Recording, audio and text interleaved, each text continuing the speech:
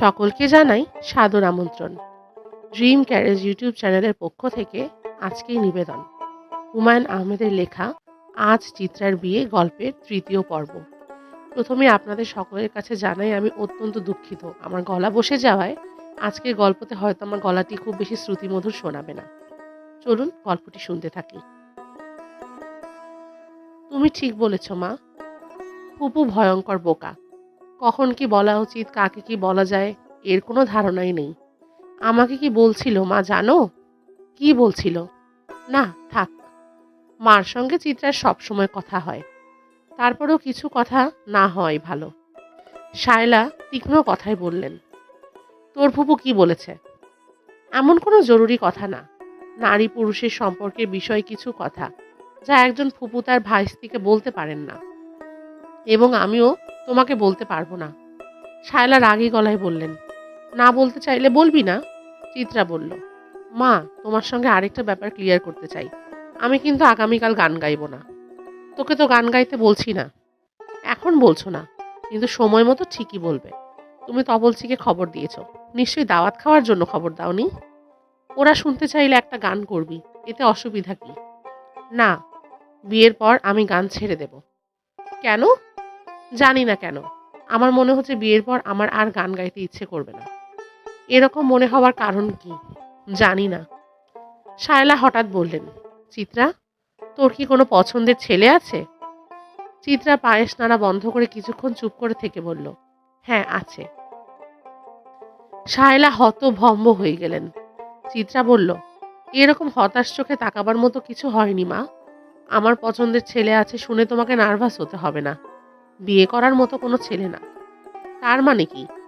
চিত্রা সহজ গলায় বলল, কিছু ছেলে আছে যাদের পছন্দ করা যায়, কিন্তু বিয়ে করা যায় না। তোর কথা কিছুই বুঝতে পারছি না। ওই ছেলে কি করে? ওই ছেলেকে নিয়ে তোমাকে ভাবতে হবে না মা।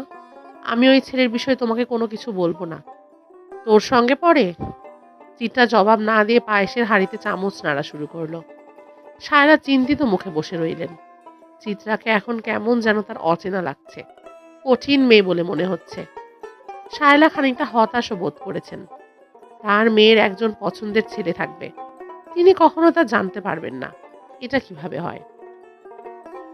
মীরা রান্নাঘরে ঢুকেছে। তার মুখ দেখে মনে হচ্ছে যে সে যে কোনো কারণেই হোক ভয় পেয়েছে। রাত্রে সে হঠাৎ হঠাৎ ভয় পায়, ভূতের ভয়। ভয় পেলেই ছুটে যেখানে লোকজন আছে সেখানে চলে আসে। শায়লা ছোট মেয়ের দিকে তাকিয়ে বললেন, কি হয়েছে? মীরা বলল, বাবা ফিরেছে মা, কেমন যেন করছে। কেমন যেন করছে মানে? মনে হচ্ছে আমাকে চিনতে পারছে না। তুমি একটু আসো তো মা।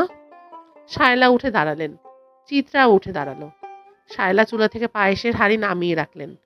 পায়েস যদি পুড়ে যায় তা হবে অলক্ষণ। বিয়ের পায়েস পুড়ে যাওয়া ভালো কথা নয়। রহমান সাহেব তার ঘরে খাটে বসে আছেন, সিগারেট টানছেন। শায়লা ঘরে ঢুকে বললেন, কি হয়েছে? রহমান সাহেব বললেন, কিছু হয়নি। শায়লা বললেন, তোমার বোনকে তার বাসায় দিয়ে এসেছো? রহমান সাহেব বললেন, হ্যাঁ। কোনো সমস্যা হয়নি? না। ঘরের মধ্যে সিগারেটের ছাই ফেলেছো কেন? অ্যাশট্রে চোখে পড়ছে না? রহমান সাহেব উঠে টেবিলের ওপর থেকে অ্যাশট্রে নিয়ে এলেন। শায়লা বললেন, সিগারেট ফেলে হাত মুখ ধুয়ে ভাত খাও। রহমান সাহেব সঙ্গে সঙ্গে হাতের আধা খাওয়া সিগারেটটি ফেলে দিলেন। তার কাজকর্ম খুবই স্বাভাবিক। মীরা এখন বাবার স্বাভাবিক আচার আচরণ দেখে অবাক হচ্ছে, অথচ বাবা একটু আগে খুবই অস্বাভাবিক আচরণ করছিলেন। কলিং বেল শুনে মীরা দরজা খুলল। রহমান সাহেব মেয়ের দিকে তাকিয়ে কাঁচুমাচু গলায় বলল, ভেতরে আসবো? মীরা বিস্মিত হয়ে বলল, এইসব কি কথা বাবা, ভেতরে আসো। তিনি ভেতরে ঢুকে বললেন, কিছু মনে করবেন না, এই বাড়ির লোকজন সব কোথায়? মীরা হতভম্ব গলায় বলল, বাবা তুমি এসব কি বলছো? তিনি শূন্য দৃষ্টিতে মেয়ের দিকে তাকিয়ে থাকলেন। মীরা ছুটে গেল রান্নাঘরে। এখন মনে হচ্ছে সবকিছু স্বাভাবিক। শায়লা রান্নাঘরের দিকে গেলেন। চিত্রা গেল মায়ের সঙ্গে। মীরা এসে বসলো বাবার পাশে। মীরা বলল, বাবা সত্যি করে বলো তো, তুমি কি আমাকে চিনতে পারছো? রহমান সাহেব বলল, পারছি। বলো তো আমি কে? তুই মীরা। বাবা তুমি এমন অদ্ভুতভাবে হাসছো কেন? কই হাসছি না তো। রহমান সাহেব হাসতে শুরু করলেন, প্রথমে নিঃশব্দে, তারপর গা দুলিয়ে সশব্দে। তার হাসির দমকে খাট পর্যন্ত নড়তে শুরু করেছে। মীরা কাঁপতে কাঁপতে চেঁচিয়ে ডাকলো, মা, মা এদিকে আসো। শায়লা বানু আবার ঘরে ঢুকলেন, বিরক্ত মুখে বললেন, এই কি হয়েছে? মীরা বলল, বাবা যেন কেমন করে হাসছে। শায়লা স্বামীর দিকে তাকালেন।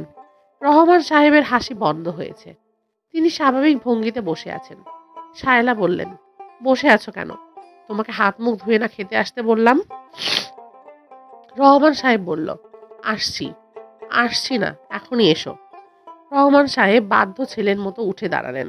শায়লা বললেন, আগামীকাল বিকেলে তোমার মেয়ের এঙ্গেজমেন্ট, এটা মনে আছে তো? রহমান সাহেব বললেন, কার এঙ্গেজমেন্ট? কার এঙ্গেজমেন্ট মানে? তুমি কি আমার সঙ্গে রসিকতা করার চেষ্টা করছো?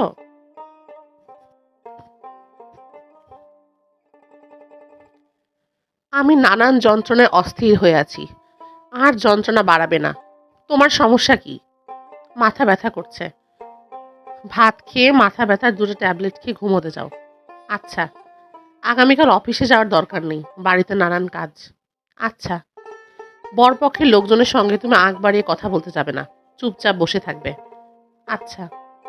ওরা কোনো প্রশ্ন করলে অল্প কথায় জবাব দেবে, দুনিয়ার ইতিহাস বলা শুরু করবে না। আচ্ছা। তোমার অফিসের কেউ কি আসবে? রহমান সাহেব বিস্মিত হয়ে বললেন, কোথায় আসবে? শায়লা বানু তীক্ষ্ণ চোখে তাকিয়ে রইলেন। তিনি অনেক যন্ত্রণার ভেতর দিয়ে যাচ্ছেন, বাড়তি যন্ত্রণা নিতে পারছেন না। তার খুবই বিরক্ত লাগছে। তিনি বিরক্তি চাপা দিয়ে ভাত বাড়তে লাগলেন। বাবার সঙ্গে চিত্রা খেতে বসেছে। মীরা আগেই খেয়েছে। সে টেলিফোনে কথা বলছে। সেই টেলিফোনটা এসেছে, মজনু ভাইয়ের টেলিফোন। এখন মীরা গলার স্বরও চিনতে পেরেছে। মজনু ভাই চিবিয়ে চিবিয়ে কথা বলার চেষ্টা করছেন, এতে গলার স্বর ঢাকা পড়ছেন না। মীরা, তুমি কি করছো? টেলিফোনে কথা বলছি। তোমার গলার স্বর এমন গম্ভীর কেন? ঠান্ডা লেগে গলা বসে গেছে। আগামীকাল তোমাদের বাড়িতে উৎসব। হ্যাঁ, আপনি জানেন কিভাবে? জানি। কি করে জানি বলা যাবে না। আচ্ছা শুনুন, আপনি কি আপনাকে কখনো দেখেছি? হ্যাঁ, দেখেছ। আমি কি আপনাকে রোজই দেখি? হ্যাঁ, দেখো। তারপরেও চিনতে পারছি না। খুব কাছের মানুষকে চেনা যায় না। শোনো মীরা, তুমি আমার সঙ্গে আগে তুমি করে কথা বলতে, আজকে আপনি করে বলছো কেন? জানি না কেন বলছি। মীরা, তুমি কি আমার উপরে রাগ করেছো? না, কিন্তু তোমার গলার স্বরে রাগ আছে। থাকলে কিছু করার নেই। রামি কেমাতো সিভালভা, তার মানে কি? উল্টো করে বললাম, রামি কেমাতো সিভালভা মানে হলো, মীরা তোমাকে ভালোবাসি। ভালো বজারেম লেপেনা কেমাতো, এর মানে কি? তার মানে হলো, তোমাকে না পেলে মরে যাব। মীরার রাগে গা জ্বলে যাচ্ছে। বেকুব টাইপের একটা মানুষ, যার প্রধান কাজ হচ্ছে বাজার করা আর ঘর ঝাড় দেওয়া, কেমন করে মেয়ে পড়ানোর খেলা শিখেছে। উল্টো করে কথা বলার খেলা খেলছে। মাকে এই ব্যাপারটা বলতে হবে।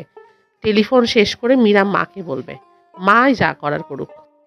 খাওয়া দাওয়া শেষ করে রহমান সাহেব পান মুখে দিয়ে ঘুমোতে গেলেন। চিত্রা গেল তার বাবার সঙ্গে। সে আজ বাবার সঙ্গে কিছুক্ষণ গল্প করবে। বাবার মধ্যে সে কেমন যেন দিশেহারা ভাব লক্ষ্য করেছে। এটা তার ভালো লাগছে না। সে নিজেও দিশেহারা বোধ করছে। আগামীকাল যে একটা বিশেষ ঘটনা ঘটতে যাচ্ছে, সেই ঘটনা সম্পর্কে এই বাড়ির কেউ কিচ্ছু জানে না। বাবাকে কি ঘটনাটা বলা যায়? কিন্তু বাবার কাছে কি পরামর্শ চাওয়া যায়? জটিল সমস্যার সমাধান দেবার ক্ষমতা কি বাবার আছে? রহমান সাহেব শুয়ে পড়েছে। চিত্রা বাবার পাশে বসেছে। চিত্রা বলল, বাবা, তোমার মাথা ব্যথা কমেছে? হ্যাঁ। না কমলে বলো, আমি মাথায় হাত বুলিয়ে দেব। রহমান সাহেব খুব অস্বস্তির সঙ্গে বললেন, না না, লাগবে না। চিত্রা বললেন, তুমি এত অস্বস্তি বোধ করছো কেন? মেয়ে তার বাবার মাথায় হাত বুলিয়ে দেবে, এতে অস্বস্তির কি আছে? মাথা ব্যথা নেই। যা, তুই ঘুমোতে যা। যাচ্ছি। তোমার সঙ্গে খানিকক্ষণ গল্প করি। বিয়ের পর তো আর গল্প করার সুযোগ হবে না। নাকি তোমার ঘুম পাচ্ছে? ঘুম পাচ্ছে না। চিত্রা মাথা দোলাতে দোলাতে বলল, এ বাড়ির কেউ জানে না। কাল কিন্তু শুধু এঙ্গেজমেন্ট হবে না, বিয়ে হয়ে যাবে। ও আচ্ছা। তুমি এমনভাবে ও আচ্ছা বললে যেন এটা খুবই স্বাভাবিক ব্যাপার।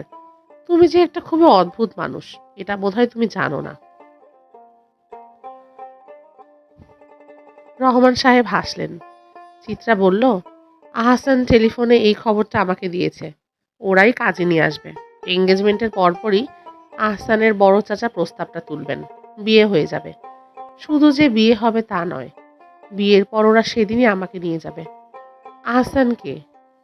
আশ্চর্য কথা বাবা, আহসানকে মানে? তুমি জানো না আহসানকে? না। যার সঙ্গে আমার বিয়ে হচ্ছে তার নামই আহসান। ও আচ্ছা। ঘটনাটা আমি শুধু তোমাকেই বললাম। এদিকে আমি গোপনে গোপনে কি করেছি জানো? না। আমি আমার প্রয়োজনীয় সব জিনিস সুটকেসে ঢুকিয়ে ফেলেছি। এমনভাবে ঢুকিয়েছি যেন মা কিছু বুঝতে না পারে। ভালো করেছি না বাবা? হ্যাঁ, ভালো করেছি। শ্বশুর বাড়িতে যাব অথচ আমার নিজের একটা তোয়ালে থাকবে না, ওদের তোয়ালে ব্যবহার করতে হবে। এইটা ঠিক নয়। বাবা, তোমার মনে হয় ঘুম পাচ্ছে, তুমি ঘুমো। আচ্ছা, বাতি নিভিয়ে দেব? হ্যাঁ।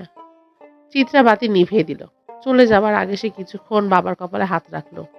কপাল গরম হয়ে আছে, মনে হচ্ছে তার জ্বর আসছে। বাবা চিত্রার গায়ে চাদর টেনে দিল। চিত্রা তার বাবার গায়ে চাদর টেনে দিল। ফরিদা অনেক রাত পর্যন্ত তার ফ্ল্যাটের বারান্দায় দাঁড়িয়ে রইল। ভাইজান তাকে ফেলে চলে গিয়েছে, এই জন্য তার শুরুতে খুব মন খারাপ হয়েছিল। মন খারাপ ভাবটা অতি দ্রুত চলে গেল। তার কাছে মনে হলো, আহারে বেচারা, বোনকে ফেলে চলে যেতেই হচ্ছে, এর চেয়ে কষ্টের আর কি আছে। এই লজ্জা বেচারাকে সারা জীবন বই নিয়ে বেড়াতে হবে। হয়তো বোনের বাসায় সে আর কোনোদিন আসবেও না। বেচারার এটা সেটা খাবার শখ। যখনই কিছু খেতে ইচ্ছে হয় বাজার করে নিয়ে চলে আসে। এমন একটা ভাব করে যেন বাজারটা সে করেছে তার বোনের জন্য। সপ্তাহে 3 দিন সে আসবেই। এসে যে গল্পগুজব করবে তা না, চুপচাপ বসে থাকবে, খবরের কাগজ পড়বে। 2 দিন আগের খবরের কাগজ দিলেও সমস্যা নেই, গভীর মনোযোগে সেটাই পড়বে। কারোর সম্পর্কে কোনো অভিযোগ নেই। এরকম মানুষ কয়টা হয়? নিজের জন্য না, ফরিদার কষ্ট হতে থাকলো তার ভাইজানের জন্য। ফরিদার পানির পিপাসা পেয়েছে। নিজের বাড়ির দরজায় ধাক্কা দিয়ে একবার কিসে বলবে, পানি খাবো, ঘরে ঢুকবো না, বারান্দায় দাঁড়িয়ে থাকবো। অতি পাষণ্ড তৃষ্ণার্ত মানুষকে পানি দেয়। জহির নিশ্চয়ই এতটা পাষণ্ড না। ফরিদার তবুও সাহস হচ্ছে না। ঘরের ভেতরে তাস খেলা হচ্ছে। জহিরের বন্ধু বান্ধব চলে এসেছে। মাঝে মাঝে হাসির শব্দ পাওয়া যাচ্ছে। হাসির ধরন থেকে বোঝা যাচ্ছে মদ খাওয়া হচ্ছে। মাতাল মানুষ কখন কি করে বসে তার কোনো ঠিক নেই। হয়তো বন্ধুদের সামনেই চর বসিয়ে দেবে। চর থাপ্পড় দেওয়ার অভ্যাসই মানুষটার আছে। রেগে গেলে তার হুঁশ থাকে না। ফরিদার মনে হলো তার উচিত রাগ পড়ার সুযোগ দেওয়া। তাস টাস খেলে মনটা ভালো হোক, রাতে আরাম করে ঘুমাক, সকালবেলা ঘরে ঢোকার আরেকটা চেষ্টা করা যাবে। শুরুতে ফরিদার মনে হচ্ছিল রাত কাটানোটা খুব সমস্যা হবে। তার মাথায় হঠাৎ একটা বুদ্ধি এসেছে, ছাদে গিয়ে বসে থাকলেই হয়। এত রাতে কারোরই ছাদে আসার কোনো সম্ভাবনা নেই। তারপরেও কেউ যদি আসে সে বলবে খুব গরম পড়েছে, ঘরে ঘুম আসছে না, তাই ছাদে হাঁটছি। তবে রাতে বৃষ্টি নামতে পারে। বৃষ্টি নামলেও সমস্যা নেই, ছাদের সিঁড়ি ঘরে বসে থাকবে। ফরিদা ছাদে উঠে গেল। ফ্ল্যাট বাড়ির ছাদ সুন্দর থাকে না। কাপড় শুকোনোর জন্য এক এক ফ্ল্যাটের মালিক এক এক জায়গায় দড়ি টানায়। ছাদটা হয়ে থাকে জালের মতো। ছাদে উঠে ফরিদার ভালো লাগলো। একটু করে এগোচ্ছে, একটা দড়ি হাত দিয়ে ছুটছে। এক ধরনের খেলা। ছাদের রেলিং ধরে সে নিচে তাকালো। সঙ্গে সঙ্গে তার মাথাটা ঘুরে উঠল। কি ভয়ঙ্কর! তার হাইট ফোবিয়া আছে। দোতলার বারান্দা থেকে সে নিচে তাকাতে পারে না। আর এখন সে দাঁড়িয়ে আছে 5 তলা বাড়ির ছাদে। এত উঁচু থেকে নিচে তাকানোর ফলে আরো একটা ঘটনা ঘটল। ভয়ের সঙ্গে সঙ্গে তার ভালো লাগাটা বাড়ল। সে এখন যে কোনো সময় ছাদ থেকে লাফ দিতে পারে। এই জীবনের সমস্ত সমস্যার সমাধান সঙ্গে সঙ্গে হয়ে যাবে। কারোর যদি বড় ধরনের কোনো অসুখ হয় এবং সেই অসুখের ওষুধ হাতে থাকে, তাহলে তৃপ্তির যে ভাবটা হয়, ফরিদার এখন তাই হচ্ছে। তার জীবনে অনেক সমস্যা, সেই সমস্যার সমাধান এখন তার হাতে আছে। সমাধান হাতে নিয়েই সে ঘুরছে। বাহ, কি আনন্দ! রাত ভোর হওয়া পর্যন্ত সময় আছে। যা করার সে ভোর রাতেই করবে। ভোর না হওয়া পর্যন্ত সে ছাদে হাঁটাহাঁটি করবে। যদি ছাদ থেকে লাফ দেওয়ার সিদ্ধান্ত শেষ পর্যন্ত সে নিয়েই ফেলে, তাহলে অবশ্য কয়েকটা চিঠি লিখতে হবে। চিঠিগুলো পলিথিনে মুড়ে সঙ্গে রাখতে হবে। ছাদ থেকে লাফ দেওয়ার ফলে শরীর থেতলে রক্ত বের হবে। চিঠিগুলো পলিথিনে মোড়া না থাকলে রক্ত মেখে মাখামাখি হবে, কেউ পড়তেই পারবে না। সে একটা চিঠি লিখবে বাবুকে, একটা লিখবে চিত্রাকে, এবং সব শেষের চিঠিটা জহিরকে। বাবুর চিঠিটা সবচেয়ে ছোট, সেখানে লেখা থাকবে, বাবু টিনটিন, বাবু রিনঝিন যায় রে, বাবু ফিরে ফিরে চায় রে। এই ছড়াটা ফরিদার নিজের বানানো। বাবু যখন ছোট ছিল তখন ফরিদা বানিয়েছে। ছোটবেলায় এই ছড়া বলে বাবুর গায়ে কুতুকুতু দিলে সে খুব হাসত। এখন বাবু বড় হয়েছে, গম্ভীর ভঙ্গিতে স্কুলে যায়, তারপরেও এই ছড়াটা ফরিদা যখনই বলে, বাবু শত গাম্ভীর্যের মধ্যেও ফিক করে হেসে ফেলে। বাবু নিশ্চয়ই তার মার লিখে যাওয়া শেষ ছড়াটা যত্ন করে রেখে দেবে। সে যখন বড় হয়ে চাকরি বাকরি করবে তখন দামি একটা ফ্রেমে ছড়াটা সাজিয়ে দেয়ালে টাঙিয়ে রাখবে। বাবুর একদিন বউ হবে, বিয়ে হবে। নতুন বউকে আগ্রহ নিয়ে বলবে, এটা কি টানিয়ে রেখেছ? ছড়া না? ছড়া বাঁধিয়ে রেখেছ কেন? বাবু গম্ভীর গলায় বলবে, তুমি বুঝবে না, খবরদার ওখানে হাত দেবে না। মার কথা সে নিশ্চয়ই প্রথম দিনেই বউকে বলবে না। আমার মা 5তলা বাড়ির ছাদ থেকে লাফিয়ে নিচে পড়ে গিয়েছিল, এ কথা নতুন বউয়ের সঙ্গে প্রথম দিনে আলাপ করা যায় না। দ্বিতীয় চিঠিটা সে লিখবে চিত্রাকে। চিত্রা মেয়েটাকে তার খুব পছন্দ। চিত্রা এই পছন্দের ব্যাপারটা জানে না। পছন্দের ব্যাপার গোপন থাকাই ভালো। সে চিঠিতে লিখবে, চিত্রা মা, আজ তোর এঙ্গেজমেন্ট। কি শুভ একটা দিন। এই শুভ দিনে অশুভ সংবাদ আসাটা ঠিক নয়, কিন্তু মা, কি করব বল, আমার কোনো উপায় ছিল না। এঙ্গেজমেন্ট উপলক্ষে তোর জন্য একটা শাড়ি কিনেছিলাম, শাড়িটা তোদের বাসায় রেখে এসেছি, কোনো এক সময় পরবি, কেমন মা? তোর বিয়েতে উপহার দেবার জন্য কানের দুল কিনে রেখেছি, সেটা রাখা আছে আমার শোবার ঘরের ড্রেসিং টেবিলের সবচেয়ে নিচের ড্রয়ারে। ড্রয়ারে তালা দেওয়া, তালার চাবিটা আমার বিছানার তোষকের নিচে। তোষক অল্প একটু তুললে কিন্তু পাবি না, অনেকটা তুলতে হবে। ভেতরের দিকে রেখেছি। মারে, মাছের তেলে মাছ ভাজা বলে যে ব্যাপারটা আছে, তোর উপহার কেনার মধ্যে এই ব্যাপারটা আছে। অনেক আগে তোর মার একটা গহনা আমি চুরি করেছিলাম, ওইটা বিক্রি করেই তোর শাড়ি কানের দুল কেনা হয়েছে। তোর একটা মাত্র ফুপু, সে আবার মিসেস চোর। তোর নিশ্চয়ই খুব খারাপ লাগছে, তাই না? মারে, অভাবে পড়ে আমার এই বৃষ্টি অভ্যাস হয়েছে। সোনার দোকানে নিজের গহনা বিক্রি করতে যেতাম, সেখানে অন্য গহনা দেখতে দেখতে হঠাৎ একটা সরিয়ে ফেলতাম। অভাব খুব খারাপ জিনিস রে মা, তুই তোর বাবার দিকে একটু লক্ষ্য রাখিস। আমার ধারণা আমি না বললেও তুই রাখবি। বিয়ের আগে মেয়েরা লক্ষ্য রাখে তার মার দিকে, বাবার দিকে চোখও পড়ে না। বিয়ের পর সে যখন একজন পুরুষের সঙ্গে বাস করতে যায় তখন তার বাবার কথা মনে পড়ে। চিত্রা মা, যতই দিন যাচ্ছে তোর বাবা কেমন যেন আওলা ঝাওলা হয়ে যাচ্ছে। এমন ভাবে সে তাকায় যেন তার কিছুই নেই। তুই মাঝে মাঝে আদর করে দু একটা কথা বলবি, এটা সেটা রান্না করে খাওয়াবি।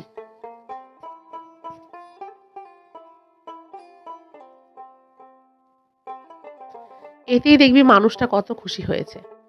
কিছু কিছু মানুষ আছে অল্পতে খুশি হয়, কোনো কিছু না পেয়েই খুশি হয়। তোর বাবা সেই রকম একজন মানুষ। মানুষটা ডুবে যাচ্ছে, তোকেই তাকে টেনে তুলতে হবে। শেষ চিঠিটা লিখতে হবে জহিরকে। এখানে ফরিদা একটা কায়দা করবে, আমার মৃত্যুর জন্য তুমিই দায়ী, এসব কিছু লিখবে না। উল্টো করে ভালো ভালো কথা, মিষ্টি মিষ্টি কথা লিখবে, যাতে চিঠি পড়ে সে একটা ধাক্কার মতো খায়। অন্তত একবার হলেও নিজের মন থেকে বলে, আহারে। মন থেকে কেউ আহারে বললে মনের ভেতর থেকে বের হয়ে আসে, ফিস ফিস করে বলে, আহারে আহারে আহারে। জহিরকে সে লিখবে, তুমি নিশ্চয় আমার ওপর খুব রাগ করছো। আমার মাথাটা ঠিক নেই, এই জন্যই বোকার মতো কাজটা করলাম। তোমাকে ছেড়ে যেতে হচ্ছে, এই কষ্টটা আমি নিতেই পারছি না। এই জীবনে আমি যে কটি ভালো মানুষ দেখেছি তুমি তাদের মধ্যে একজন। অনেক পুণ্য করলে তোমার মতো স্বামী পাওয়া যায়, কিন্তু সম্পূর্ণই আমার নিজের দোষে তোমার সঙ্গে আমি থাকতে পারছি না। এই কষ্ট কোথায় রাখি? তুমি ভালো থেকো, শরীরের যত্ন নিও, বাবুকে দেখো। দেখে শুনে দুঃখী দুঃখী টাইপ একটা মেয়েকে বিয়ে করো, যাতে সে বাবুকে ভালোবাসে। যাই, কেমন? তোমার অতি আদরের ফরিদা। ফরিদা নিজের মনে কিছুক্ষণ হাসল। এই চিঠি পড়ে জহিরের মুখের ভাব কি হবে ভেবেই মজা লাগছে।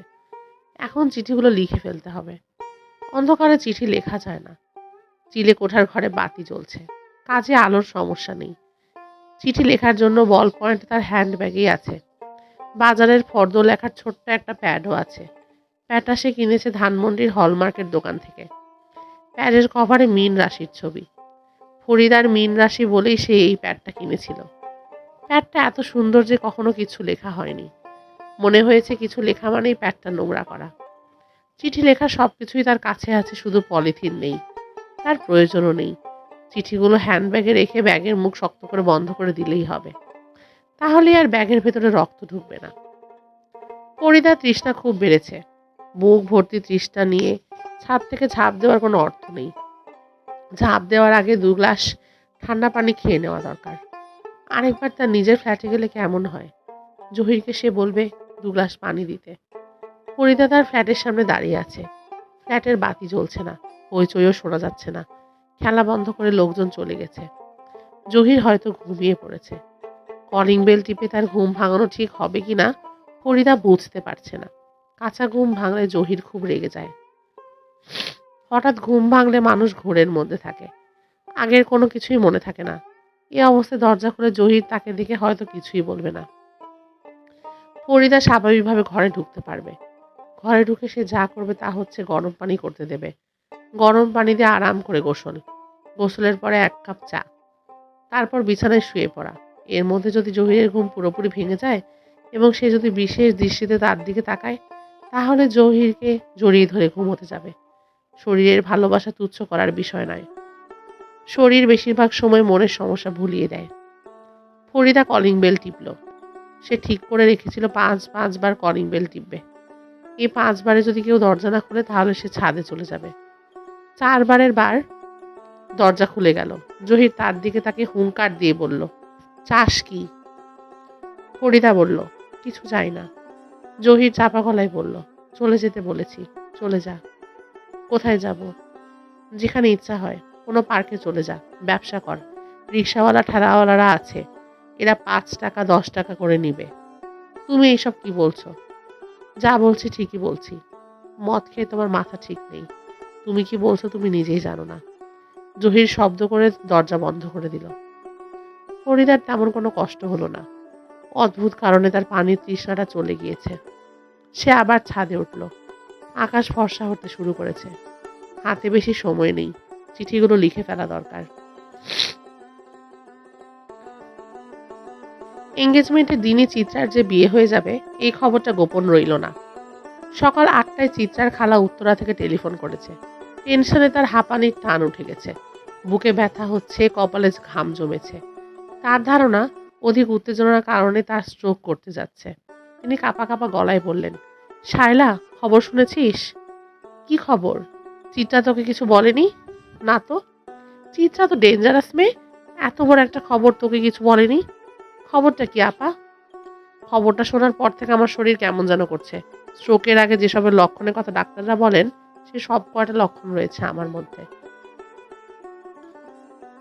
শায়লা চুপ করে রইলেন। তার বড় আপার এই একটা সমস্যা। মূল বিষয় যাবার আগে এইদিক ওইদিক যেতে থাকবেন। মূল বিষয় চাপা পড়ে থাকবে। বোঝা যাচ্ছে ভয়ঙ্কর কিছু ঘটেছে। বরপক্ষে ওরা কি মত বদলেছে? শেষ মুহূর্তে বলেছে আমাদের কিছু সমস্যা হচ্ছে। ছেলের কিছু আত্মীয় স্বজন বিদেশ থেকে এসে পৌঁছায়নি। কাজেই বৃহস্পতিবার এঙ্গেজমেন্টটা হবে না। আমরা পরে আপনাদেরকে ডেট জানিয়ে দেব।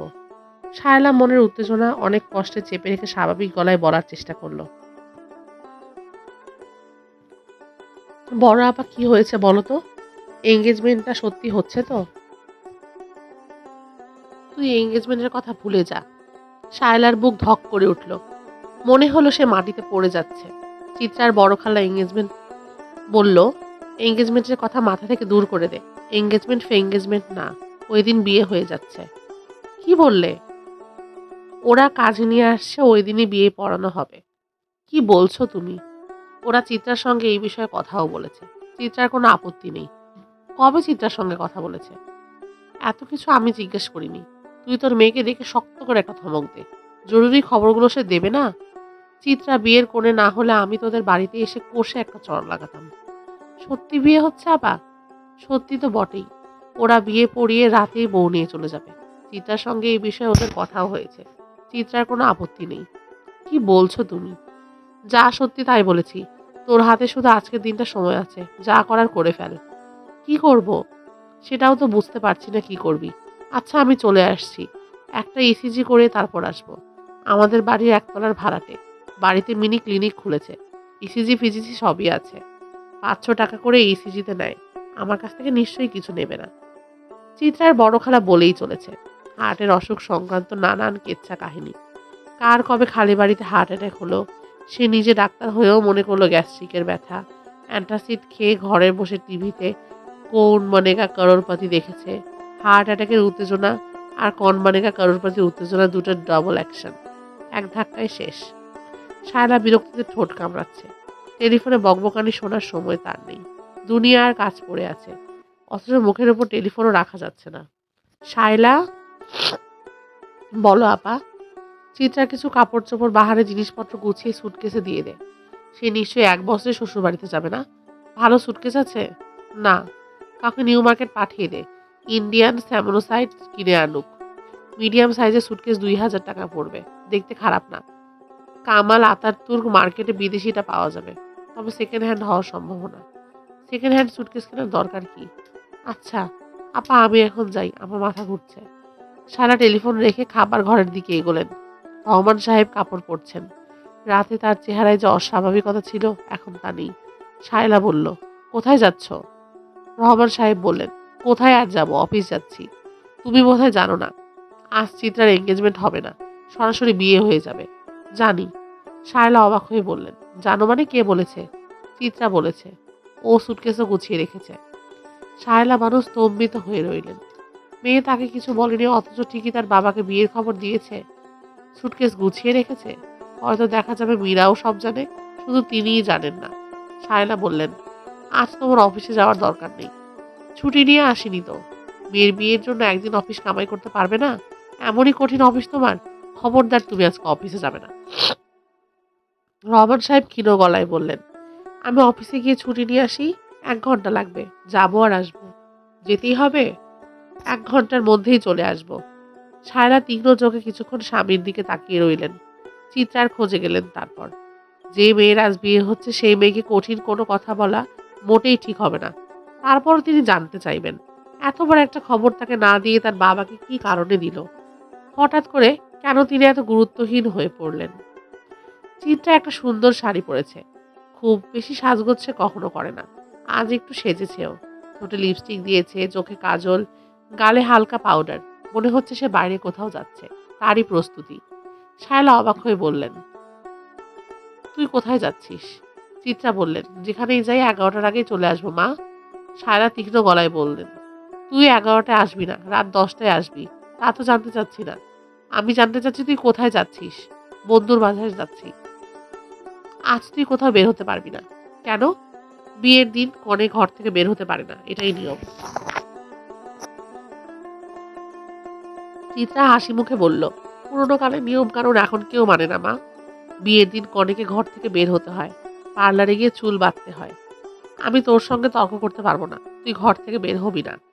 মা, আমিও তোমার সঙ্গে তর্ক করতে পারবো না। আমাকে যেতেই হবে, খুবই জরুরি। যেতেই হবে? হ্যাঁ, যেতেই হবে। আমাকে ঘরে আটকে রেখে কোনো লাভ নেই, আমি যাবই। শায়লা আহত গলায় বললেন, তাহলে অপেক্ষা কর, তোর বড় খালা আসুক। বড় খালার গাড়ি নিয়ে যাবি, সঙ্গে মীরা যাবে। মীরা কি আমার পাহারাদার? তুই যা ভাবার ভেবে নে, মীরা অবশ্যই তোর সঙ্গে যাবে। মা শোনো, তুমি রেগে যাচ্ছ। রেগে যাবার মতো কিছু হয়নি। আমি বড় খালার গাড়ি নিয়ে কোথাও যাব না, রিক্সা নিয়ে যাব। এবং অবশ্যই মীরাকে সঙ্গে নেব না। তুমি শুধু শুধুই ভয় পাচ্ছ। আমি ভয় পাবো কেন? অবশ্যই তুমি ভয় পাচ্ছ। ভয়ে তোমার চোখ ছোট হয়ে গেছে। ভয়টা দূর করো মা। গল্প উপন্যাসে দেখা যায়, যেদিন বিয়ে সেদিন সকালবেলা মেয়ে ঘর থেকে বের হয়ে অন্য একটা ছেলেকে বিয়ে করে। এই কাজ আমি কখনো করব না। আমি যখন বলছি ১১টার মধ্যেই ফিরবো, অবশ্যই ফিরবো। এখন আমাকে একটু সাহায্য করো তো মা। দেখো তো টিপটা যে দিয়েছি, টিপটা মাঝখানে হয়েছে কিনা। শায়লা কিছু না বলে চলে গেলেন। তার চোখে পানি এসে গেছে। চোখের পানি তিনি মেয়েকে দেখাতে চাচ্ছেন না। তার খুবই মন খারাপ লাগছে। সংসারে নিজেকে অপ্রয়োজনীয় এবং তুচ্ছ বলে মনে হচ্ছে। অথচ তিনি একা সংসারকে বুকে আগলে এই অবস্থানে নিয়ে এসেছেন। মীরা আজকে স্কুলে যায়নি। শায়লা তাকে স্কুলে যেতে নিষেধ করেছেন। ঘরে নানান কাজকর্ম আছে। মীরার সাহায্য দরকার। অথচ মীরা কাজ করার কিছু পাচ্ছে না। সব কাজকর্ম আগেই গোছানো। কাজ খুঁজে নিয়ে কাজ করার মতো মেয়ে মীরা না। তার ইচ্ছে করছে গল্পের বই নিয়ে বিছানায় গা এলিয়ে পড়তে শুরু করা। কিন্তু কাজটা করার সাহস হচ্ছে না। মা খুব রাগ করবেন। বেশি রেগে গেলে হাত থেকে টান দিয়ে বই ছিঁড়ে ফেলবেন। মীরা ঘর থেকে বের হলো। তার হাতে শীর্ষেন্দুর একটা বই, ঘুণ পোকা। বারান্দার কোনো আড়াল বের করে বই পড়তে শুরু করতে ইচ্ছে করছে। বাগান বিলাস গাছটার আড়ালে বসা যায়। বাগান বিলাসের আড়ালে বসলে চট করে মা তাকে দেখতে পাবে না। অথচ মা ডাকলেই সে শুনতে পাবে। তবে গাছ ভর্তি শুঁয়োপোকা। গায়ে শুঁয়োপোকা না উঠলেই হলো। মীরা, কি করছো? মীরা চমকে উঠল। মজনু ভাই। নিঃশব্দে পেছনে এসে দাঁড়িয়ে চমকে দিয়েছে। মীরা গম্ভীর গলায় বলল, কি ব্যাপার? তোমার জন্য একটা জিনিস এনেছি। কি জিনিস? কাঁঠাল চাপা ফুল, তীব্র গন্ধ। শাহবাগের মোড়ে বিক্রি করছিল 2 টাকা পিস। আমি দরদাম করে 3টা কিনেছি 5 টাকায়। ফুলটার এমন গন্ধ 1/2 মাইল দূর থেকে পাওয়া যায়। মীরা একবার ভাবলো ফুলটা নেবে না, তারপরেও নিল। মজনু বলল, একটা গ্লাস ভর্তি পানি নাও, তার ওপর ফুলগুলো দিয়ে রাখো, দেখো কি গন্ধ হয়। দেখবে গন্ধে মাথা ধরে যাবে। যে গন্ধে মাথা ধরে যায় সেই গন্ধ শুকে লাভ কি? কথার কথা বললাম, গন্ধে তো সত্যি মাথা ধরে না। মীরা বলল, আচ্ছা মজনু ভাই, আপনি কি আমাদের বাসার নাম্বার জানেন? মজনু বলল, হ্যাঁ জানি। তোমাদের টেলিফোন নাম্বার জানি।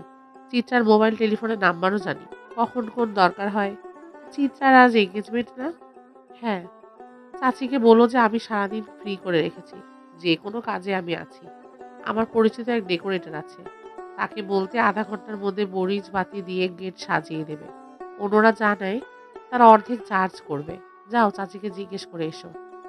মা মরিচ বাতির গেট করাবে না, কাজে জিজ্ঞেস করার দরকার নেই।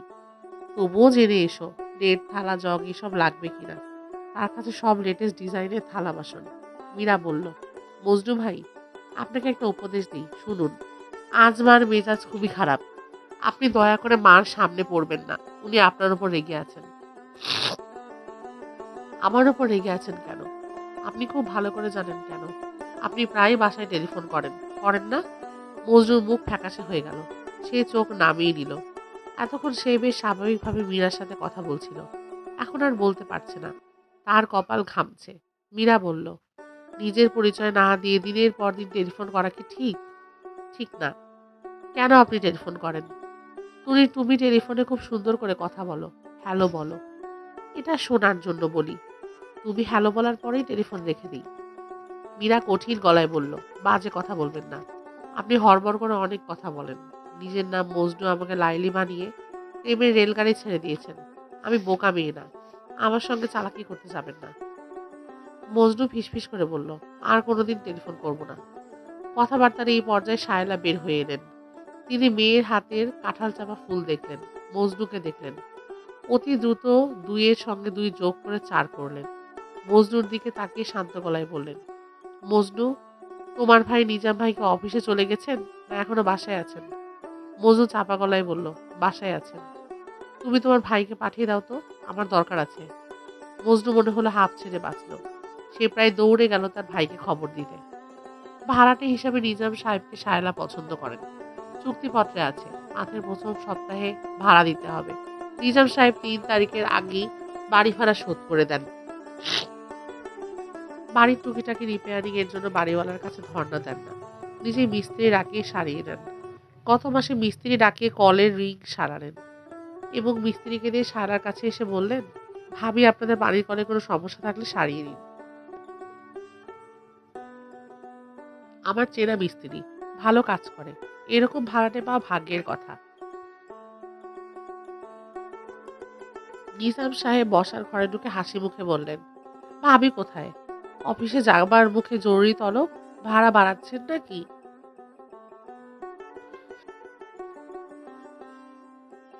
শায়লা বললেন, চা খাবার জন্য ডেকেছি ভাই, ভাপা পিঠা করেছি। ভাপা পিঠা দিয়ে 1 কাপ চা খান। বাড়ি ভাড়া তাহলে বাড়াচ্ছেন না? যাক বাঁচলাম। আপনার মেয়ের নাকি আজ এঙ্গেজমেন্ট? শায়লা বললেন, আমার মেয়ে বলছেন কেন ভাই? মেয়ে তো আপনারও। নিজাম সাহেব বললেন, আপনি খুবই ভাগ্যবতী মহিলা। আমার স্ত্রীর কাছে ছেলে সম্পর্কে শুনেছি।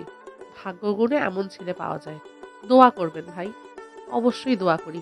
খাস দিলে দোয়া করি। আপনি কিন্তু আমার মেয়ের এনগেজমেন্টের সময় উপস্থিত থাকবেন। অফিস শেষ করে সোজা আমাদের বাসায় চলে আসবেন। রোজই তো তাই আসি। আজ না হয় আরো ঘন্টাখানেক আগেই চলে আসবো। আর মজনুকে বলে যাচ্ছি, সে কোনো ঘর ঝাড় দেওয়া থেকে শুরু করে বাথরুম পরিষ্কার সবকিছু কাজ আপনার করে দেবে। কোনো সমস্যা নেই। শায়লা চায়ের কাপ নিজাম সাহেবের দিকে এগিয়ে দিতে দিতে সহজ গলায় বললেন, মজরুর সম্পর্কে একটা কথা বলার জন্য আপনাকে ডেকেছি ভাই। আপনাকে আমি খুব কাছের মানুষ বলে মনে করি। আপনার সঙ্গে ভাড়াটে বাড়িওয়ালার সম্পর্ক থাকলে কখনো এই কথা বলতাম না। নিজাম সাহেব চিন্তিত গলায় বললেন, ঘটনা কি? শায়লা বললেন, ঘটনা খুবই সামান্য। আপনার কালে তোনার মতো কোনো ঘটনাই না। কিন্তু আমার ছোট মেয়েটা খুবই নরম টাইপের। সে দারুণ আপসেট। এই জন্যে আপনাকে বলা। ব্যাপারটা বলুন তো ভাবি। ঘটনা মনে হয় কিছুটা আঁচ করতে পারছি। ওই শুয়োরের বাচ্চা মীরা মামুনির কাছে প্রেমপত্র পাঠিয়েছে। প্রায় সেরকমই। তবে প্রেমপত্র না। মজনু প্রায়ই বাসায় টেলিফোন করে। মীরা টেলিফোন ধরলে আজেবাজে কথা বলে। অশ্লীল কথা। বলেন কি? শায়লা বললেন, ভাই এটা কোনো বড় ব্যাপার না। মেয়ে বড় হলে এরকম সমস্যা বাবা মাকে পোহাতে হয়ই। আপনাকে ব্যাপারটা জানাতামই না। আপনাকে খুব কাছের মানুষ বলে জানিয়েছি। ভাই আরেকটা ভাপা পিঠা দেই? দিন আরেকটা পিঠা খাই। শরীরে শক্তি করে নেই।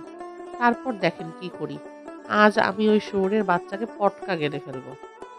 ওর কিছু উপকার করব বলে সেধে নিয়ে এসেছিলাম। উপকারের ঘাড়ে লাথি? বাজারের পয়সা বাড়া। বিল দেওয়ার জন্য টাকা পাঠালে বাসায় ফিরে এসে বলে টাকা পকেট মারা গেছে। এ তো নিত্য নৈমিত্তিক ঘটনা। এখন আবার হয়েছে প্রেম কুমার। ছাল নাই কুত্তার বাঘের মতো ডাক। ডাক আমি বের করছি। শায়লা বলল, একটু ধমক ধমক দিয়ে বুঝিয়ে বললেই হবে। নিজাম সাহেব বললেন, শাস্তির ব্যাপারটা আমার ওপর ছেড়ে দিন ভাবি। শাস্তি নেই কিছু বললে আমি খুবই মাইন্ড করব। নিজাম সাহেব খুব আয়োজন করে শাস্তির ব্যবস্থা করলেন। মীরাদের বাড়ির উঠানে দাঁড়িয়ে 100 বার ধরে কান ধরে ওঠবস। প্রতিবার ওঠবস করার সময় মুখে বলতে হবে, মীরা আমার মা। শাস্তি পর্ব শুরু হয়েছে। মজরুর হাত পা কাঁপছে, চোখ লাল, শরীর দিয়ে টপ টপ করে ঘাম পড়ছে। সে উঠবস করছে, বিড়বিড় করে প্রায় অস্পষ্ট স্বরে বলছে, মীরা আমার মা, মীরা আমার মা। তার ঠিক সামনে দাঁড়িয়ে নিজাম সাহেব ওঠ বসের হিসাব রাখছেন। 6, 7, 8, 9, 10, 11। শায়লা রান্নাঘরে রান্না করছিলেন। মীরা তার কাছে ছুটে গিয়ে বলল, মা এসব কি হচ্ছে? মজনু ভাইকে কানে ধরে ওঠবস করাচ্ছে। মা প্লিজ বন্ধ করো। মা আমি তোমার পায়ে পড়ি। শায়লা বিরক্ত গলায় বলল, ন্যাকামি করবি না তো। ন্যাকামি করার মতো কিছু হয়নি। শাস্তি পাওয়া দরকার ছিল, সে শাস্তি পাচ্ছে। মা প্লিজ। শায়লা কঠিন চোখে মেয়ের দিকে তাকালেন। মীরা রান্নাঘর থেকে বের হয়ে এলো। তার ছুটে গিয়ে বাড়ি থেকে বের হয়ে যেতে ইচ্ছে করছে। সে দরজার দিকে এক ঝলক তাকালো। গেটের বাইরে অনেক লোক জড়ো হয়েছে। সবাই খুব মজা পাচ্ছে। মীরা মজনুকে দেখতে পাচ্ছে না। তবে নিজাম সাহেবের গলার স্বর শুনতে পাচ্ছে। 31, 32, 33, 34, 100 হতে আরো অনেক বাকি। টেলিফোন বাজছে। মীরা টেলিফোনের কাছেই বসে আছে। তার টেলিফোন ধরতে ইচ্ছা করছে না। সে মনে মনে একটা প্রতিজ্ঞা করেছে, জীবনে কখনো টেলিফোন ধরবে না। সারা রান্নাঘর থেকে বললেন, মীরা টেলিফোন ধর। মীরা টেলিফোন ধরল। তার সারা শরীর দিয়ে বরফের মতো শীতল কিছু বয়ে গেল। সেই ছেলেটা কথা বলছে। হ্যালো মীরা, তুমি কেমন আছো? ভালো। আজ তো তোমার বোনের এঙ্গেজমেন্ট। দেখেছো? তোমার সব খবর রাখি। আচ্ছা, তুমি কি এঙ্গেজমেন্ট উপলক্ষে শাড়ি পরবে? জানি না। অবশ্যই জানো, শুধু আমাকে বলতে চাচ্ছ না। মীরা টেলিফোন রেখে দিল। সে মস্ত বড় একটা ভুল করেছে। টেলিফোনে যার সঙ্গে কথা হলো সে মজনু ভাই না, অন্য কেউ। মজনু ভাইও টেলিফোন করে, কিন্তু সে হ্যালো শুনেই রেখে দেয়। মীরার শরীর কাঁপছে। সে কি করবে? নিজেই বারান্দায় ছুটে গিয়ে বলবে, নিজাম চাচা যথেষ্ট হয়েছে, আর না। এটা তো সে বলতে পারবে না। তার এত সাহস নেই। আপা থাকলে ঠিকই বলতে পারত। আপাকে দেখে মনে হয় সাহস নেই, কিন্তু তার অনেক সাহস। নিজাম সাহেবের গলা শোনা যাচ্ছে, ৭০, ৭১, ৭২। মজনু ভাই তার সঙ্গে বিড়বিড় করছেন, মীরা আমার মা, মীরা আমার মা। তবে এখন আর আমার শব্দটা শোনা যাচ্ছে না। এখন শোনা যাচ্ছে, মীরা মা, মীরা মা। আবার টেলিফোন বাজছে। সেই ছেলে নিশ্চয়ই আবারও টেলিফোন করেছে। সারা রান্নাঘর থেকে ধমক দিলেন, মীরা, টেলিফোন ধরছিস না কেন? মীরা টেলিফোন ধরল। তার মাথা কেমন যেন এলোমেলো হয়ে আছে। টেলিফোনে কে কথা বলছে, কি বলছে কিছুই বুঝতে পারছে না। একটা দুর্ঘটনা ঘটেছে। ছাদ থেকে কে যেন লাফ দিয়ে পড়েছে। তাকে হাসপাতালে নেওয়া হয়েছে। মীরা বলল, জি না, জি আচ্ছা, জি আচ্ছা। ওপাশ থেকে কে যেন বলল, এটা কি রং নাম্বার হয়েছে? মীরা তার উত্তরেও বলল, জি আচ্ছা। মীরার সমস্ত মনোযোগ বারান্দায়। সেখানে শাস্তি পর্ব শেষ হয়েছে। নিজাম সাহেব বলেছেন, যেভাবে এক বস্ত্রে আমার বাসায় উঠেছিলি, ঠিক সেই এক বস্ত্রে বের হয়ে যাবি। গেট খুলে বের হয়ে যাবি। পেছন দিকে ফিরেও তাকাবি না। দুধ কলা দিয়ে কালসাপ পোষার কথা এতদিন শুধু বইয়ে পড়েছি। আজ দেখলাম বাস্তবে। মীরা জানালার পাশে এসে দাঁড়িয়েছে। মজনু ভাই চলে যাচ্ছে, এই দৃশ্যটা সে দেখতে চাচ্ছে। মানুষটা গেট দিয়ে বের হওয়ার সময় একবারও কি পেছনে তাকাবে না? রহমান সাহেব ছুটির দরখাস্ত নিয়ে নিজেই বড় সাহেবের কাছে গেলেন। বিনীত ভঙ্গিতে বললেন, স্যার, আজ আমার মেয়ের বিয়ে। বড় সাহেব বললেন, মেয়ের বিয়ে? জি স্যার। কথা ছিল এঙ্গেজমেন্ট হবে, পরে ঠিক হয়েছে বিয়েই হয়ে যাবে। এর জন্যই ছুটি। মেয়ের বিয়ের দিনও অফিস করবেন, এটা কেমন কথা? অবশ্যই ছুটি। দরখাস্ত আমার পিএর কাছে রেখে যান। ও আরেকটা কথা বলতে ভুলে গেলাম। একটা ছেলের চাকরির কথা বলেছিলেন, মজনু নামের। আমার বড় শালাকে বলেছি। সে একটা মাসির মাল্টি ন্যাশনাল কোম্পানির জিএম। ও চাকরির ব্যবস্থা করেছে। Store keeper. 4,600 টাকা বেতন প্লাস আদার ফ্যাসিলিটিস। স্যার, আপনার অশেষ মেহেরবানি। বড় সাহেব বললেন, এত সহজে যে চাকরি হয়ে যাবে আপনি কি ভেবেছিলেন? জি স্যার, ভেবেছিলাম। যেদিন আপনাকে বলেছি সেদিনই আমি জানি মজনুর চাকরি হবে। আপনি ব্যবস্থা করে দেবেন। আগে থেকে জানলে তো ভালোই। আমার বড় শালার কার্ডটা আমার পিএর কাছে রেখে দিয়েছি। আপনি সেখান থেকে নিয়ে যান। আর ওই ছেলেকে পাঠিয়ে দিবেন। সব ঠিক করাই আছে। ইন্টারভিউ কিচ্ছু লাগবে না। জি স্যার। রহমান সাহেব অফিস থেকে বের হলেন। তার মন সামান্য খারাপ। রতন আজ অফিসে আসেনি। গত দিনে অফিস থেকে বের হওয়ার সময় দেখেছিলেন রতনের জ্বর হয়েছে। জ্বর নিশ্চয়ই বেড়েছে। ইচ্ছা ছিল মেয়ের বিয়েতে রতনকে রাখবেন। যে কোনো শুভ কাজে সব প্রিয়জনদের পাশে রাখতে হয়। রতন তার প্রিয়জন তো বটেই। রতনের আগের বাসায় তিনি বেশ কয়েকবার গিয়েছেন। গত মাসে সে বাসা বদলিয়েছে। নতুন বাসার ঠিকানা রহমান সাহেবের জানা নেই। জানা থাকলে তিনি অবশ্যই রতনকে দেখতে যেতেন। রহমান সাহেব সামনে হাঁটতে শুরু করলেন। এই সময় অফিস থেকে বের হওয়ার তার অভ্যাস নেই। কেমন যেন সবকিছু অন্যরকম লাগছে। এত সকাল সকাল বাসায় ফিরে কি হবে?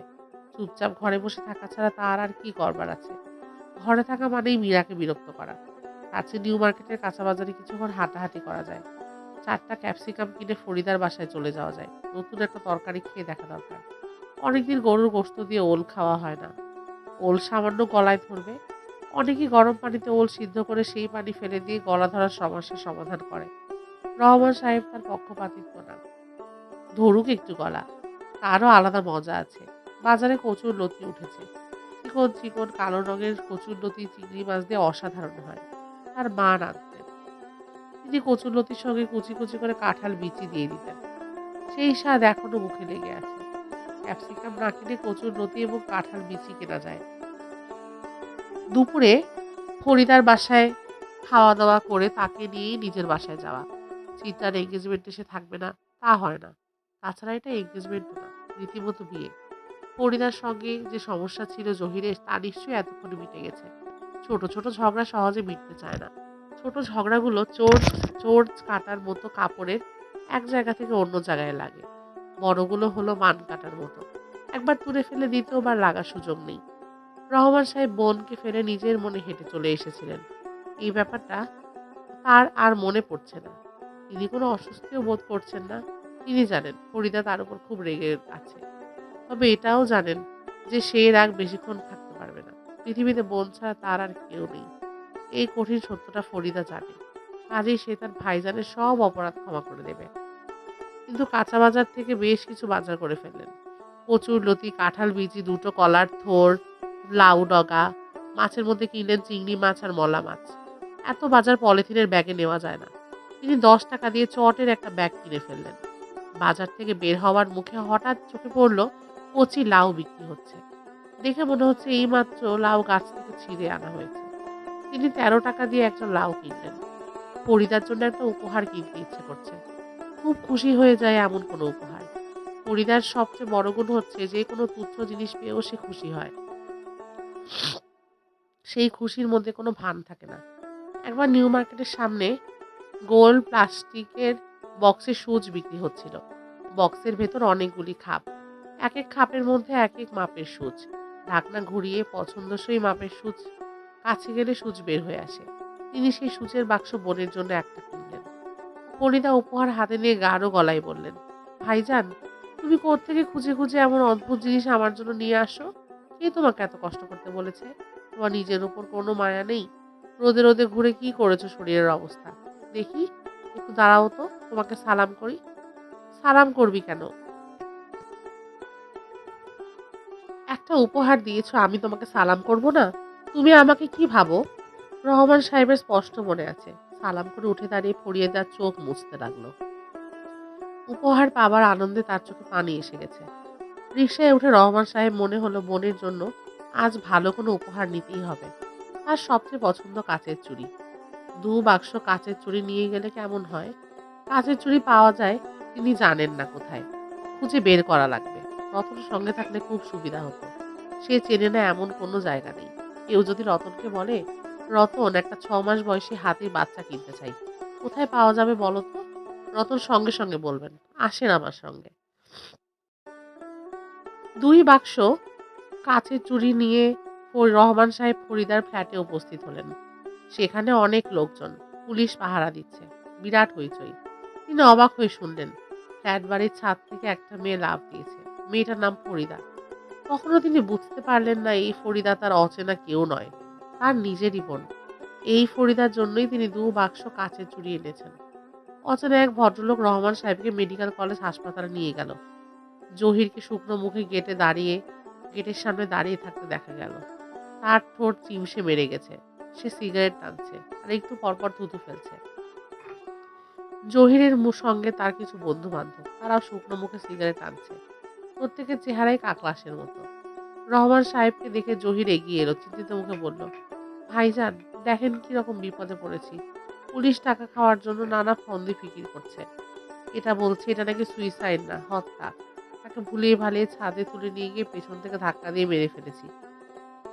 কে ধাক্কা দিয়ে ফেলেছে? রহমান সাহেব বললেন। জহির বিরক্ত মুখে বললেন, কেউ ফেলেনি, কে আবার ফেলবে? আমাকে বিপদে ফেলার জন্য নিজেই ঝাঁপ দিয়েছে। তা ভাগ্য ভালো যে চিঠিতে আমার সম্পর্কে সত্যি কথাগুলো লিখেছে। কি লিখেছে? আমি যে স্বামী হিসেবে কতটা ভালো ছিলাম এইটা লিখেছে। সে যদি লিখতো তার মৃত্যুর জন্য আমি দায়ী, তাহলে আজকে আমার খবর ছিল।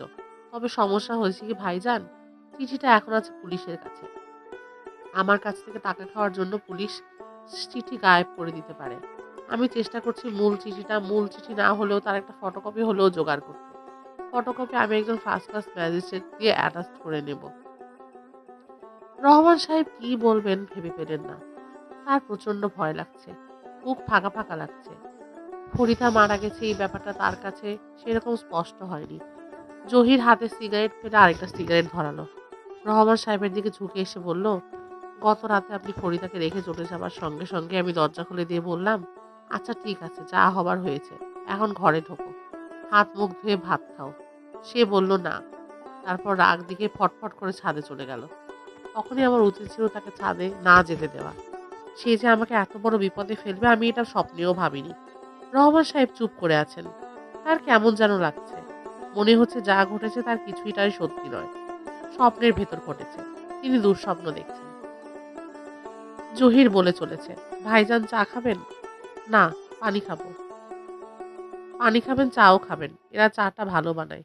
আমি ৬ কাপ চা খেয়ে ফেলেছি। সকালে নাস্তা টাস্তা কিছুই খাইনি। চায়ের ওপরই আছি। রহমান সাহেব যন্ত্রের মতো জহিরকে অনুসরণ করলেন। চায়ের কাপ হাতে নিয়ে চুমুক দিলেন। জহির ভুল বলেনি, চাটা ভালো। জহির বললেন, ভাইজান, আপনি এসেছেন, খুব ভালো হয়েছে। আপনি আমার একটা উপকার করেন। কি উপকার? কিছুক্ষণের মধ্যেই সুরতহাল হয়ে যাবে। টাকা দিয়ে ম্যানেজ করেছি। উপর থেকে মন্ত্রী লেভেলের চাপও দিয়েছি। Double action. কিছুক্ষণের মধ্যেই ডেড বডি হ্যান্ডওভার করে দেবে। আমি আঞ্জুমানে মফিদুল ইসলামের গাড়ি জোগাড় করেছি। আপনি ডেড বডি নিয়ে যান। আমি পুলিশের ঝামেলা শেষ করে আসছি। রহমান সাহেব অবাক হয়ে বললেন, কোথায় নিয়ে যাব? জহির বিরক্ত মুখে বললেন, আপনার বাড়িতে নিয়ে যান। এছাড়া তো আর জায়গা দেখি না। আমার ফ্ল্যাটে নেওয়াই যাবে না। রাজ্যের মানুষ ভিড় করে আছে। সাংবাদিকও আছে। এরা ভেবেছে মশলাদার কোনো ঘটনা আছে। ফ্রন্ট পেজ নিউজ করে পত্রিকার সার্কুলেশন বাড়াবে। চা আরেক কাপ খাবেন ভাইজান? না। আরেক কাপ খান। নার্ভ ঠিক থাকবে। চায়ের মধ্যে ক্যাফেইন আছে। ক্যাফেইন নার্ভ ঠিক রাখে। আমাদের আরো 2 কাপ চা দাও। ভাইজান আপনি চায়ের সঙ্গে সিগারেটও ধরান। চায়ের ক্যাফিন আর সিগারেটের নিকোটিন দুইটাই মিলে নার্ভ একেবারে পুকুরের পানির মতো ঠান্ডা লাগবে। আমি যে এত নরমাল আছি এই 2 বস্তুর জন্যই। সকালে খুব কান্নাকাটি করেছি। তারপর ভাবলাম আগে কাজ গুছিয়ে নেই, তারপর কান্নাকাটি। কান্নাকাটির সময় পার হয় নাই। সারা জীবনে কান্নাকাটির জন্য পড়ে আছে। রহমান সাহেব আরেক কাপ চা নিলেন, সিগারেট ধরালেন। তার কাছে মনে হলো জহির সত্যি কথাই বলছে। শরীরের কাঁপুনিটা থেমে গেছে। জহির বলল, ভাইজান তাহলে আপনি এই উপকারটি করুন। ডেড বডি নিয়ে আপনার বাড়িতে চলে যান। আমি পুলিশের ঝামেলা শেষ করে আজিমপুর গোরস্থানের সঙ্গে কথাবার্তা বলে চলে আসছি। কোরআনে হাফেজ টাফেজ জাতীয় কাউকে পান কিনা দেখেন। কোরআন পাঠ করতে থাকুন। টাকা পয়সা যা লাগে আমি দেব। জহির সাহেব বললেন, আচ্ছা। জহির বলল, আপনি যে শক্ত আছেন এটা দেখে ভালো লাগলো।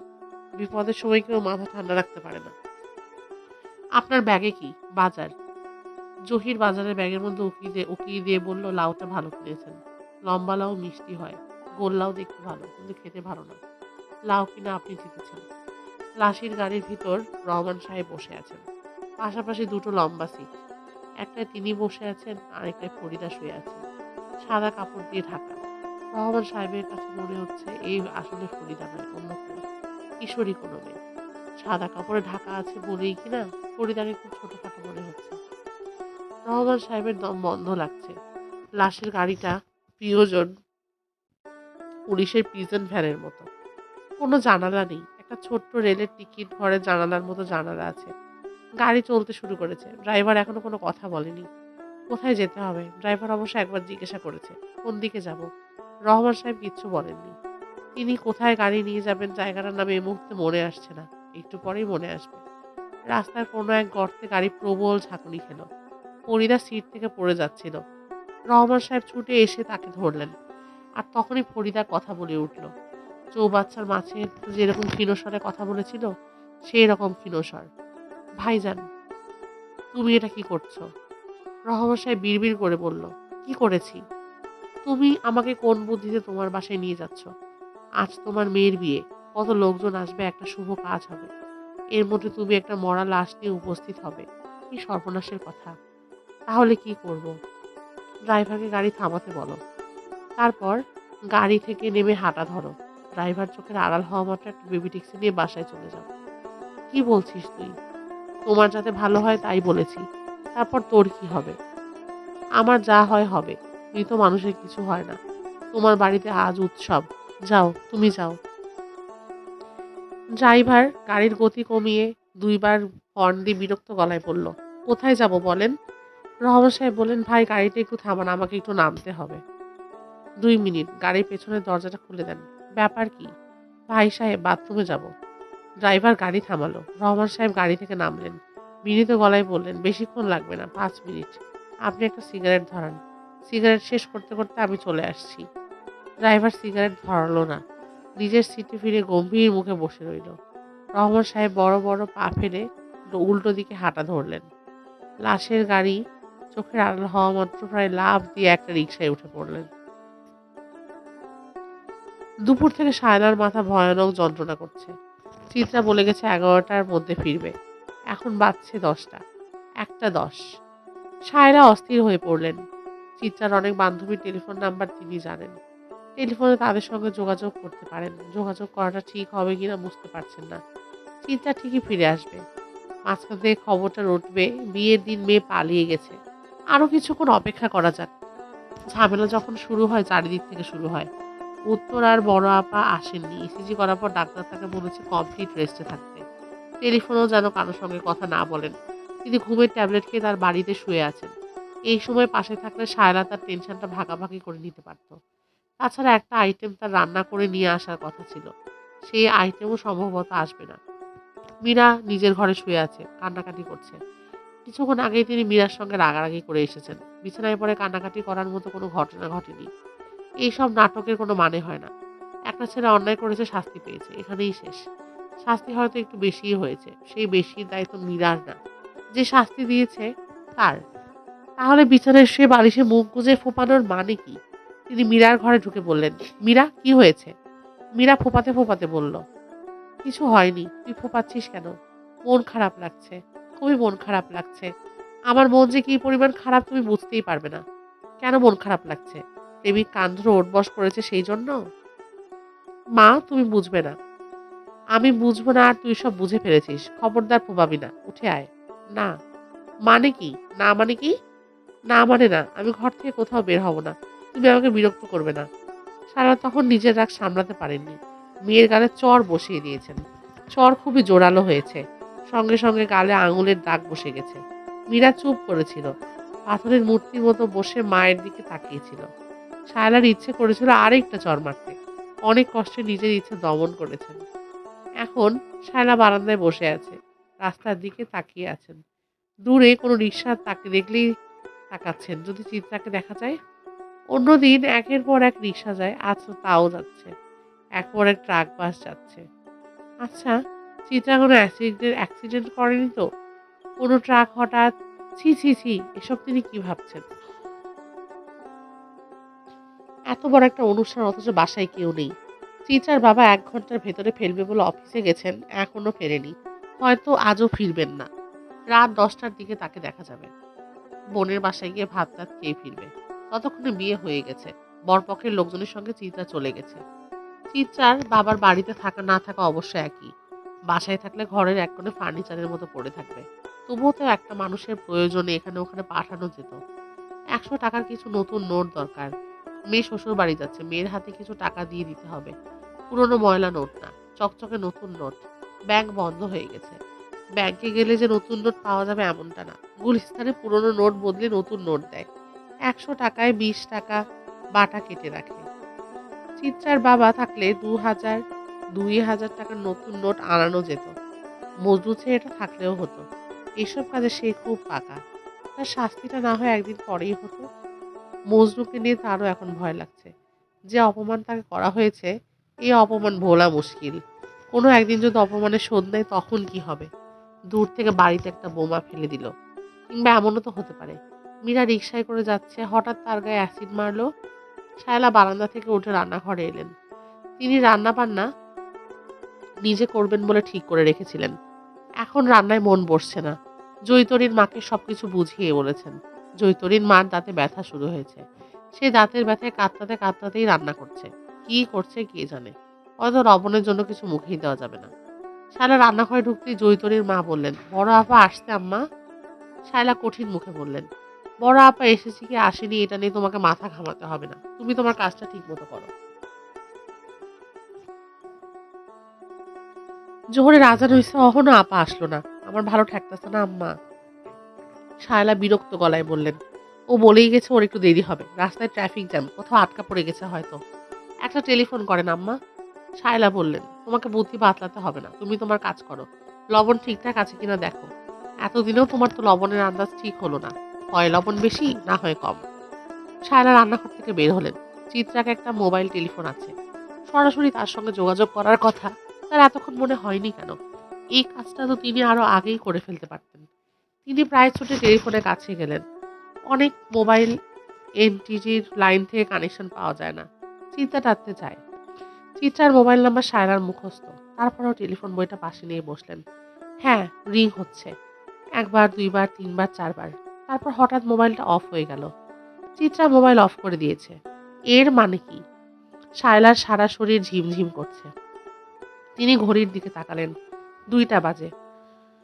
একটু আগেই তো ছিল ১টা। এত তাড়াতাড়ি ২টা ১০ হয়ে গেছে।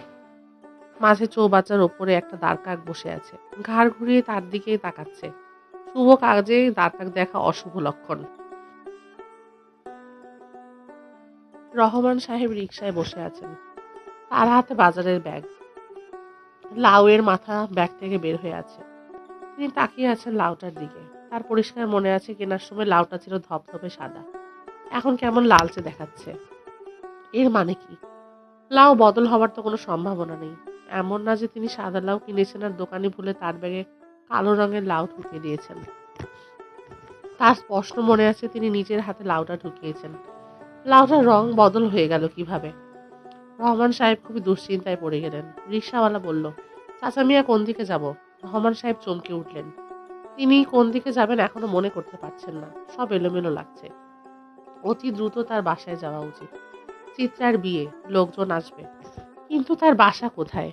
বাড়ি গিয়ে তিনি অবশ্য চিনতে পারবেন। বাড়ির সামনে জোড়া বাগান বিলাস। একটার ফুল সাদা আর একটার নীলচে ধরনের লাল। বাড়ির উঠোনে চৌবাচ্চা আছে। চৌবাচ্চায় চিত্রার মা মাছ ছেড়েছে। এই মাছগুলোর একটা আবার তার সঙ্গে কথা বলেছে। চাচা মিয়া কোন দিকে যাব? রহমান সাহেব হতাশ গলায় বললেন, মনে পড়ছে না। একটু পরেই মনে পড়বে ভাই। 2টা মিনিট সবুর করো। রিকশাওয়ালা রিকশা থামিয়ে ফেলল। তার চোখে মুখে স্পষ্ট বিরক্তি। রহমান সাহেব রিকশার সিটে বসে আছেন। বাসার ঠিকানা মনে করতে চাচ্ছেন। যতই মনে করতে চাচ্ছেন ততই সব এলোমেলো হয়ে যাচ্ছে। বাড়ির সামনের রাস্তায় বড় একটা ডিসপেন্সারি আছে। ডিসপেন্সারিটার নাম আরোগ্য। তারপরে মনে হলো এই ডিসপেন্সারিটা তার বাড়ির সামনের রাস্তায় না, অন্য কোথাও। খুব সম্ভবত তার অফিসের রাস্তায়। ডিসপেন্সারিতে একজন কর্মচারী বসে থাকে। তার গায়ে হলুদ কোট। সে খুবই পান খায়। তার থুতনিতে ছাগলদাড়ির মতো কিছু দাড়ি। পান খাবার সময় দাড়ি নড়ে। দেখতে মজা লাগে। তিনি অফিসের ঠিকানা মনে করতে চেষ্টা করলেন। সেই ঠিকানাও মনে পড়ছে না। তার প্রচন্ড পানি পিপাসা পাচ্ছে। তিনি রিকশাওয়ালার দিকে তাকিয়ে করুণ গলায় বললেন, 1 গ্লাস পানি খাবো। রিকশাওয়ালা বললেন, চাচা মিয়া আপনি নামেন, অন্য রিকশায় যান। আমি অহন ভাড়া যাব না। রহমান সাহেব নেমে পড়লেন। যেদিক থেকে এসেছিলেন সেদিকে হাঁটা ধরলেন।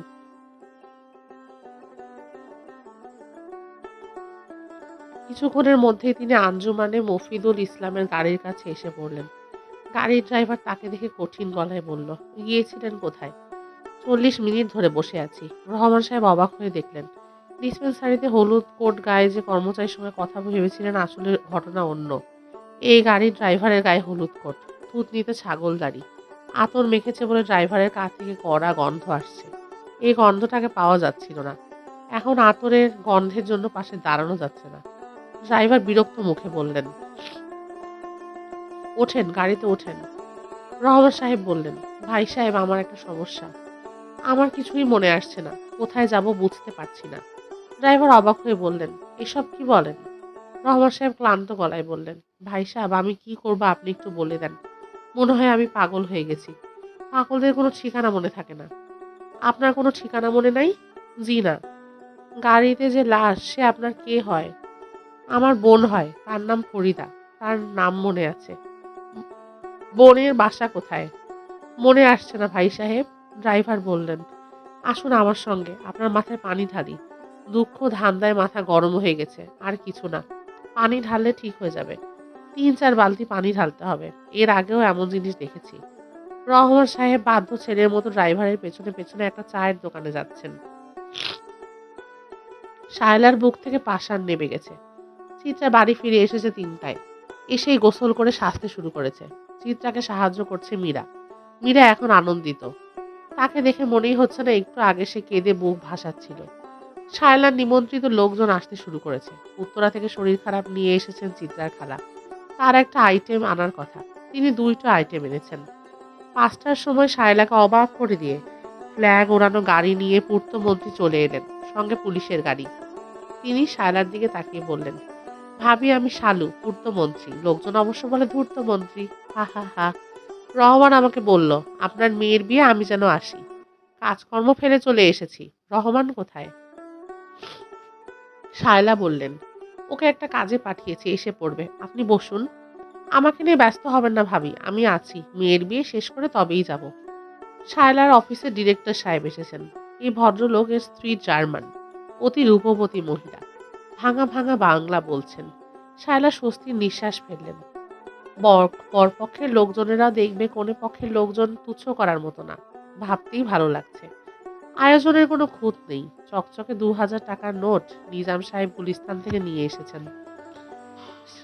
শায়লার বাড়ির লোকজনে গম গম করছে। বরপক্ষের লোকজন আসছে। পূর্তমন্ত্রীর সঙ্গে পুলিশের গাড়ির পুলিশ ট্রাফিক কন্ট্রোল করছে। আড়াল থেকে এই দৃশ্য দেখে আনন্দে শায়লার চোখে পানি চলে আসছে। মীরা এসে তাকে বলল, মা কি সর্বনাশ, গেস্টরা সব এসে গেছে, তুমি এখনো শাড়ি বদলাওনি, তাড়াতাড়ি বাথরুমে যাও। আঞ্জুমানে মফিদুলের গাড়িটা নেত্রকোনার দিকে যাচ্ছে। রহমান সাহেবের বাড়ির গ্রামের বাড়ির ঠিকানা তার মনে পড়েছে। বোনকে নিয়ে তিনি গ্রামে রওনা হয়েছেন। ড্রাইভার নিজে আগ্রহ করে নিয়ে যাচ্ছে। এত দূরে যেতে পারবো না, বাড়তি টাকা লাগবে, এ জাতীয় একটা কথাও বলেনি। রহমান সাহেবের কেমন যেন শান্তি শান্তি লাগছে, যেন তিনি মস্ত বড় একটা সমস্যার হাত থেকে বেঁচেছেন। সামনে আর কোনো সমস্যা নেই। তিনি নিচু স্বরে হঠাৎ হঠাৎ ফরিদার সঙ্গে কথাও বলছেন। তার মনে হচ্ছে ফরিদা মারা যাবার পরও তার কথা বুঝতে পারছে এবং ফরিদা নিজেও টুকটাক দু একটা কথা বলছে। যেমন ফরিদা বলছে, ভাইজান, তুমি যে চুড়িগুলো আমার জন্য কিনেছো সেগুলো পরিয়ে দাও। রহমান সাহেব বললেন, মরা মানুষের হাতে চুড়ি পরানো ঠিক না রে। ফরিদা বলল, কেউ তো আর দেখছে না ভাইজান, তুমি পরিয়ে দাও না, বাম হাতে পরাও, ডান হাত থেতলে ভেঙে এমন হয়েছে চুড়ি পরাতে পারবে না। বোনের আবদার রক্ষার জন্য রহমান সাহেব চুড়ি পরাচ্ছেন। তার খুবই মায়া লাগছে, চোখ দিয়ে পানি পড়ছে। ফরিদা রাগী গলায় বলল, কাঁদবে না তো ভাইজান, পুরুষ মানুষ কাঁদছে দেখতে আমার ভীষণ বিশ্রী লাগে। পুরুষ মানুষ হবে বাবুর বাবার মতো শক্ত। রহমান সাহেব চেষ্টা করছেন কান্না থামাতে, পারছেন না। তার চোখের পানি ফরিদার ডান হাতের তালুতে টপ টপ করে পড়ছে। যে কেউ দেখলেই বলবে প্রথম বৃষ্টির পানি মেয়েরা যে ভঙ্গিতে হাত বাড়িয়ে ধরে, ফরিদাও ঠিক সেই ভঙ্গিতে তার ভাইয়ের চোখের পানি হাত বাড়িয়ে ধরছে। এখনই বুঝি এই অশ্রু সে তার গালে মাখবে। শেষ হলো আমাদের নিবেদন, হুমায়ুন আহমেদের লেখা আজ চিত্রার বিয়ে গল্পটি। গল্পটি আপনাদের কেমন লেগেছে জানিয়ে আমাদের চ্যানেল ড্রিম ক্যারেজ ইউটিউব চ্যানেলের পাশেই থাকবেন। ধন্যবাদ।